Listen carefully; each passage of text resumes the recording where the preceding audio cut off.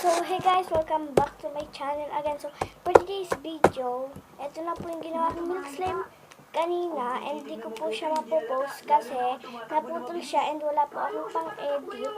Papakita ko na lang siya sa inyo. So, yan nga guys, ito na siya. Milk slime. Ito na siya guys. Gagawin ko lang po siyang 1 minute para matagal-tagal yung video natin.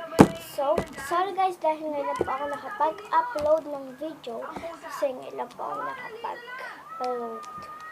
So, malapit na siya guys.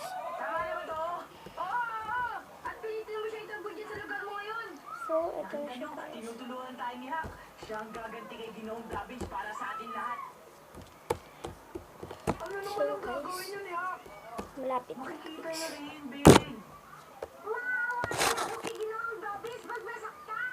Hindi siya masasaktan. Dapat matungguhan si tayo, hindi yata. Tama lang yun, Alfred.